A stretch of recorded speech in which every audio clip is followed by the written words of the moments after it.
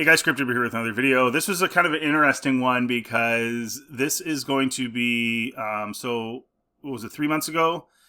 I don't know if you heard about this, but they did this special screening of the original print for Star Wars, the original 1977 Star Wars, and they actually showed it in a theater, which is, of course, was tantamount to, a crime for the last whoever knows how many years. And certainly is not something that George Lucas is in support of, which kind of adds a layer to this that's kind of interesting. But this is before they actually show the film, and they're interviewing Kathleen Kennedy, and she's introducing the film. So this is kind of an interesting conversation. I just wanted to show it to you and talk about it. So thank you. Firstly, thank you so much, because I reached out to you when we were exploring. Everyone here was so excited about the opportunity to show this print, but we really weren't sure we would be able to. So indebted to you, and everyone in the room is indebted to you tonight as well. So right off the bat, that's super interesting. Like, everybody's indebted to Kathleen Kennedy.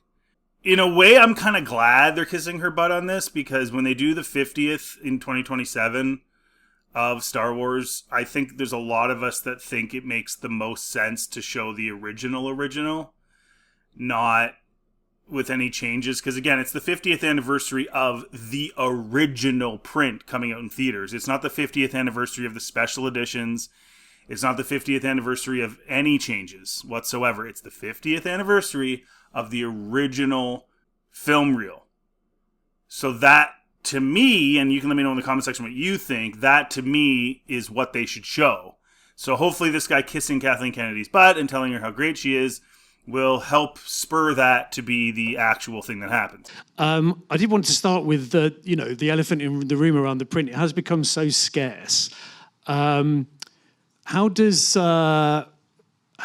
this version, to start with this version before we talk about the film itself, but how does this version sort of exist as sort of folklore within Lucasfilm now? Oh, it's incredible folklore. I have to say that even when I came into the company, there was endless conversation about where everything was. And see, this is where I have a little bit of a hard time with this whole mythology surrounding the original cuts of this movie. Here's the bottom line. This movie would have been distributed, and then it would have been distributed widely. So a film like Star Wars that maybe would have started off in however many theaters, we don't know, well, we probably do know, but whatever. It's however many theaters it started off in.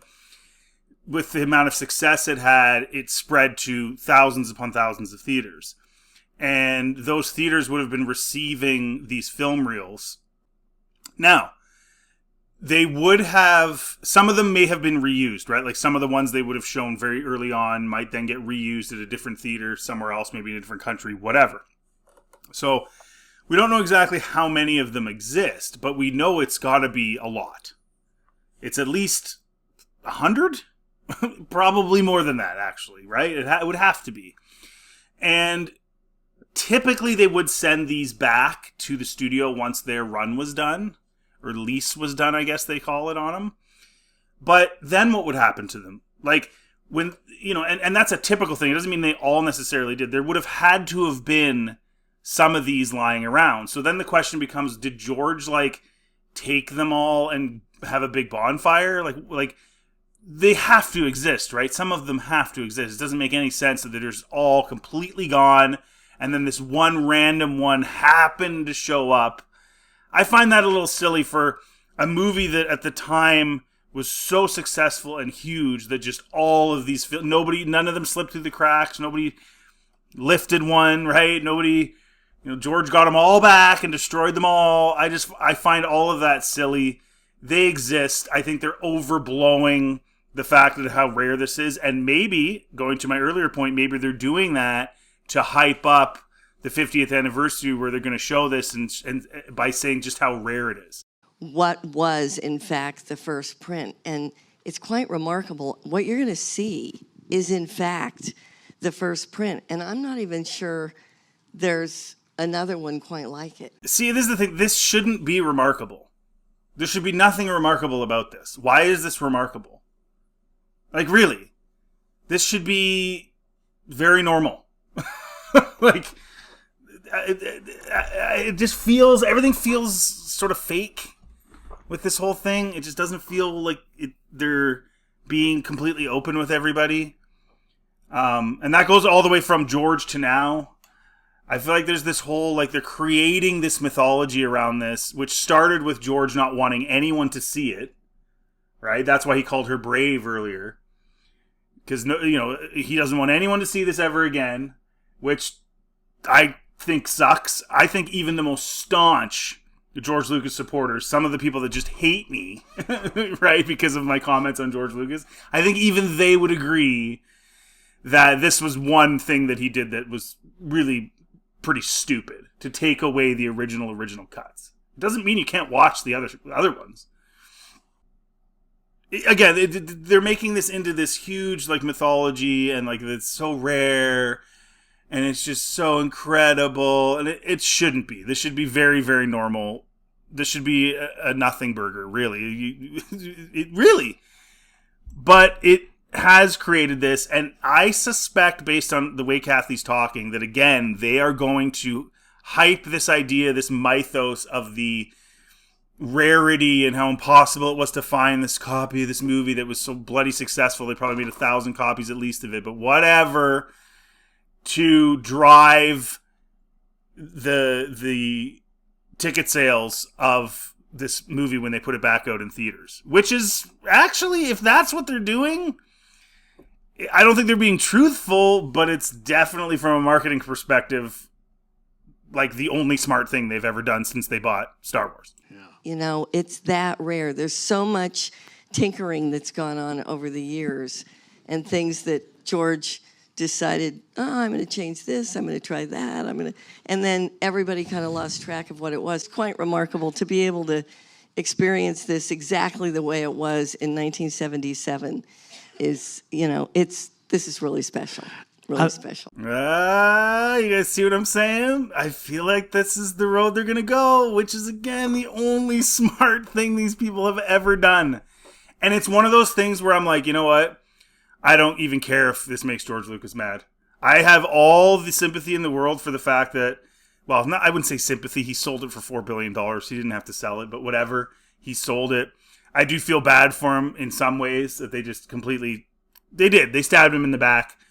They told him they were going to do one thing with his treatments, and they decided to do something else. So I do feel bad for him with that. But this, I have no problem with them being like, George, too bad. We're showing this the way it was supposed to be shown, and that's the way it should be.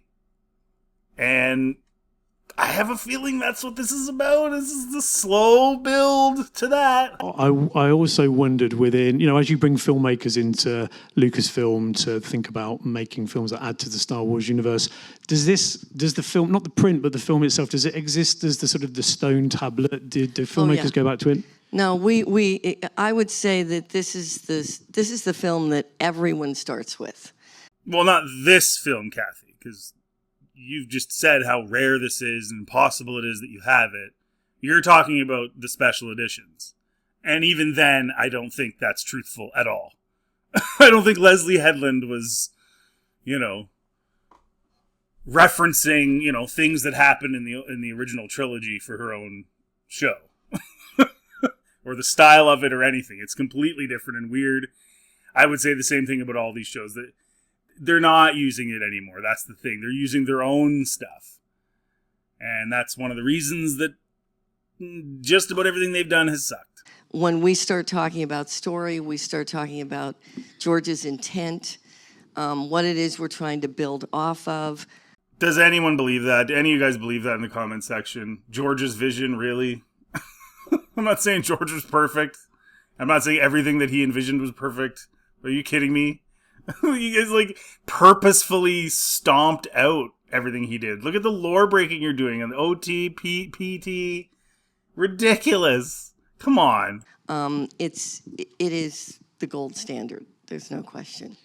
It revolutionized filmmaking at the time. It revolutionized effects. I wondered what excited you now about the future of cinema and the future of... Well, I think what George created with ILM, and we did a really wonderful documentary, if you haven't been able to see it, in 6-part series on the beginning of ILM. And it really does capture what was so unique about George's vision with where cinema could go. And that's something that we try to carry on in every single thing we do. I mean, it's a constant conversation. Innovation is something that we know keeps pushing cinema forward. I agree, but I think a lot of the innovation now is cost saving, not putting things on screen that's good. Like, think of how many times people have said, hey, how come the CGI in 2020 is so much worse than it was even going all the way back to Jurassic Park in the 90s? Or they'll draw comparisons from early 2000s to even some stuff today. It's getting a little better the last few years, but there was a while there, sort of the 2010s to 2020s, that the special effects got worse. Remember The Mummy? No offense to The Mummy. It's an okay movie, but some of the best special effects were awful. And so I feel like, and with Star Wars, like, some of the sets in the Acolyte looked really cheap. Some of the stuff didn't look very good. Generally speaking, the CGI is good. But I think a lot of the innovation that she's talking about is less about bringing new, amazing things to the screen and more about saving money. For example, the volume, right? I don't know why they call it the volume, by the way. Basically just a giant IMAX-style screen. They used it in Superman. They've used it in Star Wars. They've used it in tons of stuff. And they basically just film, like, they'll do a shot of, with a helicopter, with a drone probably going through, the frozen wasteland, flying above it, and then they'll add Superman into it, and they're literally film him with the background of what they've previously filmed, which saves a ton of money. You can basically shoot, you can send a skeleton crew out with a couple of drones, do your background shots, and then do everything with your actors and stuff in studio, which in theory should save you time and money. So it's not the same as it used to be. I'm not knocking her for saying what she's saying, but it's not the same as it used to be. It has everything to do with recognizing what's familiar in what you do. So to just make it completely artificial, it loses its soul. And you have to maintain what is real and then build off of that. So she's answering a question in reference to the practical special effects. And with AI and everything now, we're seeing things are actually moving further and further away from that. And so we'll see if this is accurate, if going forward they do remain committed to using more practical effects and stuff like that. I think that makes things better. I don't think there's not a place for the CGI, but I think it's sometimes there's too much of it. It needs to be a good mix of it.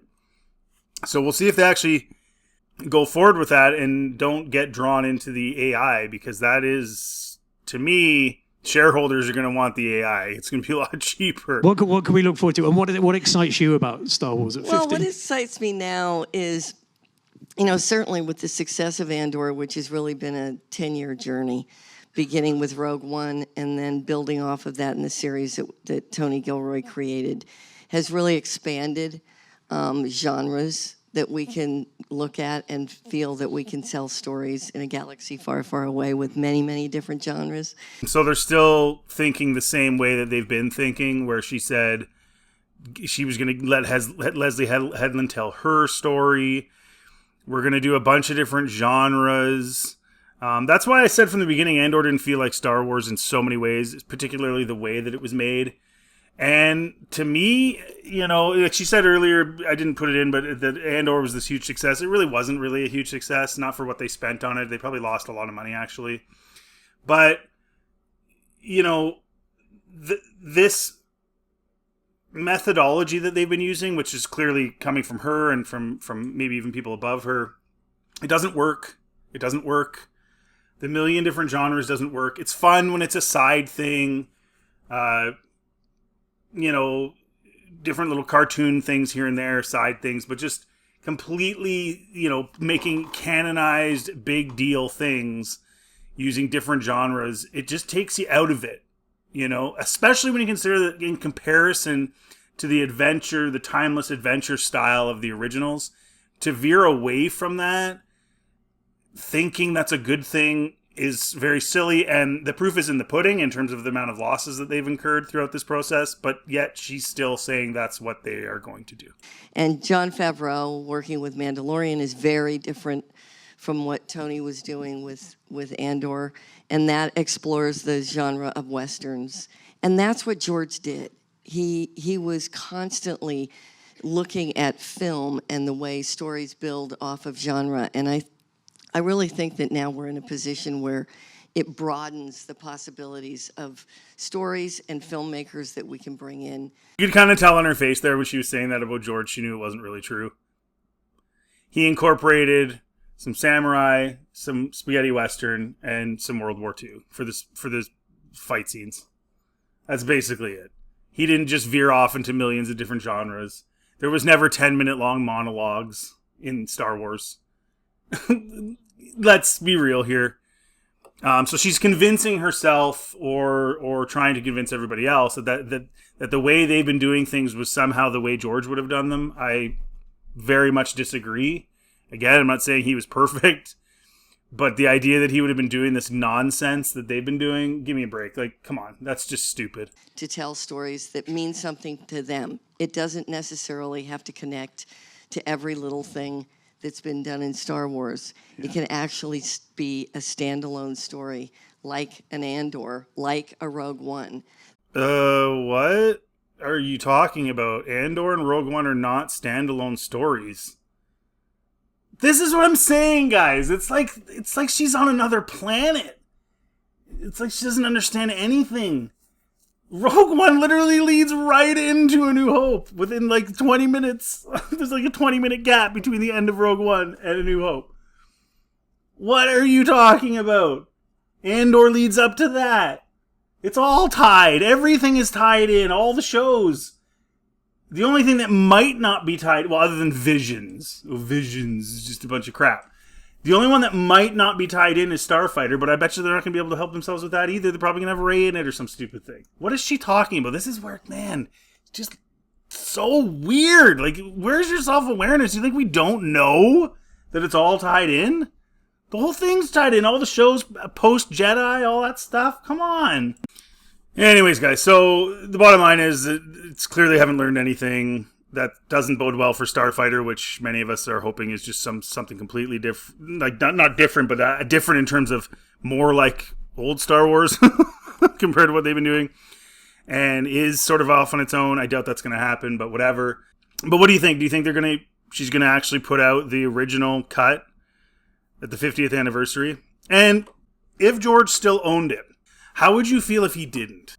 How would you feel if the 50th anniversary of Star Wars in theaters is the special edition version? Would you want that, or would you rather do it the real 50th anniversary of the movie that was put out 50 years ago? Anyways, let me know in the comment section. If you like this content, please like, subscribe. Always helps the channel. Feel free to check anything else on my channel and have yourselves a really good day.